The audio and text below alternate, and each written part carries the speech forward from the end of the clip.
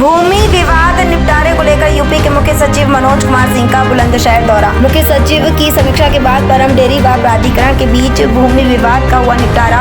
16 hectare भूमि को लेकर परम व बुलंदशहर खुर्जा विकास प्राधिकरण के बीच चल रहा था विवाद। मुख्य सचिव ने जिला प्रशासन, NCR प्लानिंग बोर्ड, BKDA के अधिकारियों के साथ की बैठक। निरीक्षण और समीक्षा के बाद मुख्य सचिव मनोज सिंह ने परम डेयरी के पक्ष को सही माना। सिकंदराबाद देहात ग्राम पंचायत द्वारा नवनिर्मित बुलंद कोल्ड स्टोरेज का भी निरीक्षण करने पहुंचे मुख्य सचिव। ग्राम पंचायत द्वारा बनवाए गए कोल्ड स्टोरेज व वृद्धाश्रम के संचालन को लेकर हुई चर्चा। मुकंदगढ़ी में स्थित नवनिर्मित बुलंद कोल्ड स्टोरेज में पहुंचे अधिकारियों ने वृक्षारोपण भी किया। Commissioner Meerut zone Rishikesh Bhaskar Yashod, DM Shruti, SSP Dinesh Singh समेत तमाम अधिकारी मौजूद रहे। बुलंदशहर से इकराम खान की खास रिपोर्ट।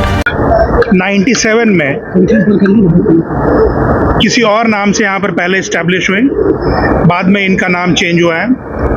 लेकिन जो पूरी कहानी है वो ये है कि 95 में सुप्रीम कोर्ट ने ऑर्डर किया कि दिल्ली से पॉल्यूटिंग इंडस्ट्रीज़ को बाहर जाना है। तो दिल्ली से पॉल्यूटिंग इंडस्ट्रीज़ बाहर आई, उनमें से एक ये इंडस्ट्री थी जो यहाँ लोकेट हुई।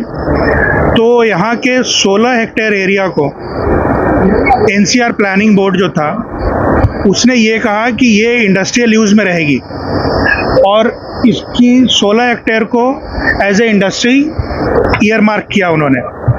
और ये भी निर्देश दिया कि जो बोर्ड है यहाँ का, खुर्जा डेवलपमेंट अथॉरिटी जो है, खुर्जा बुलंदशहर डेवलपमेंट अथॉरिटी, वो अपने मास्टर प्लान में इस 16 हेक्टेयर को एज ए इंडस्ट्री डाल लें।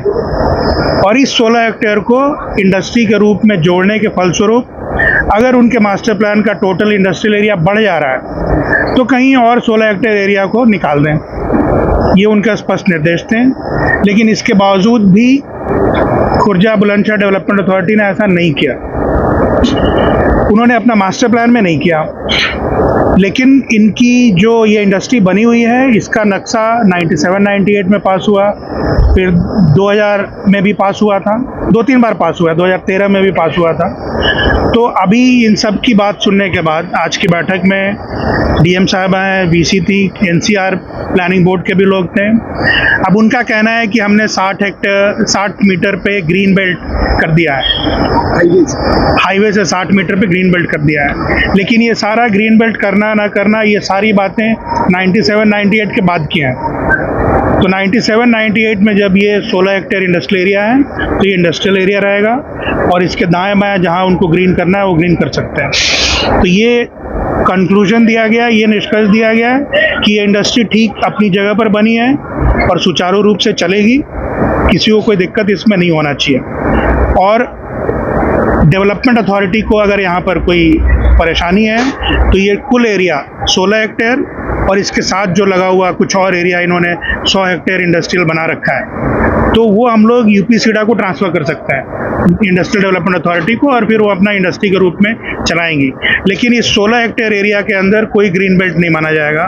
जो भी ग्रीन बेल्ट है उसके आगे पीछे इनको करना है। इसके हिसाब से इनको मास्टर प्लान चेंज करना है या रीजनल प्लान चेंज करना है। जो भी चेंज करना है वो चेंज करें, क्योंकि ये सारी चीज़ें इंडस्ट्री बनने के बाद आई हैं। तो ये निष्कर्ष है। Thank you.